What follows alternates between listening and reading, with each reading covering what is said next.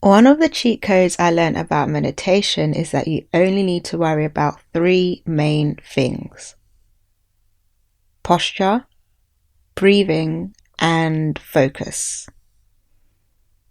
Whittling it down to those three things was a game changer for me, so I'm passing that on to you. Let's start with posture. Posture is hella important. It can make or break your session. Get it right and you can sit comfortably and allow energy to flow through your body and zen out. Get it wrong and you'll find yourself with pins and needles, restricted breathing, backache, and you may even fall asleep. With that being said, I don't want you to think you have to sit in some sort of yogic position. Babes, if your body isn't set up like that, don't ruin your session by trying to look like that person you saw online with their legs all folded up. Who are you trying to impress? Essentially, what you're looking for is a position that allows you to maintain a relatively straight spine. This is so that energy can flow from your root chakra that lives at your gooch, right the way up through your crown chakra at the top of your head and back down again. There are many ways you can achieve this. The traditional way, sitting cross-legged in full lotus position. The reason why they have their feet in their lap is because in that position your body naturally rocks forward, elevating your hips and makes your spine straight. You can cheat by putting a cushion or a pillow under your bum and sitting regular cross-legged. That way your hips are higher than your knees.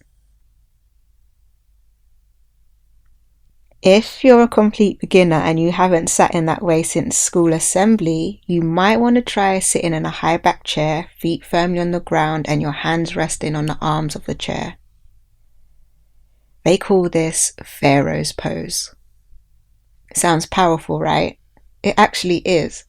This pose is used a lot in manifesting meditations, particularly around healing. One of my favourite positions to meditate in is on my knees, almost like a prayer pose. There's a certain level of humbleness I think that comes with being on your knees. It's like a surrender to the process and a surrender to the higher power. Initially, this can put a lot of pressure on your ankles. You can alleviate that pressure by using a meditation bench. A meditation bench is a small stool that you sit on while you're in kneeling position. Again, in this position, your hips are elevated and your spine straight. You can also lie down, but I want to warn you, in the early stages of your practice, this may encourage your body to fall asleep, as it will associate that deep sense of relaxation while lying down with bedtime. If you are going to lie down, maybe you should try lying on the floor. That way you are directly in contact with Earth and drawing energy from Mother Earth into you. I always recommend you to place your hands on some part of your body during meditation unless you are in Pharaoh's pose.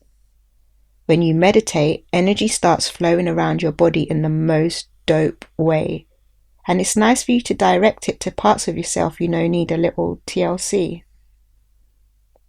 For example, hands on your chest will help with heart chakra work. If you're feeling anxiety, you can place your hands on your stomach. When you have your hands on your pelvic area, that's really good for meditations around womb and sexual energy. You can even hold a crystal if you want, but I'd suggest you leave that until later in your practice when you have more of an understanding of what energy is yours and what belongs to something else. In the exercises coming up, I am going to get you to experiment with those positions I have described.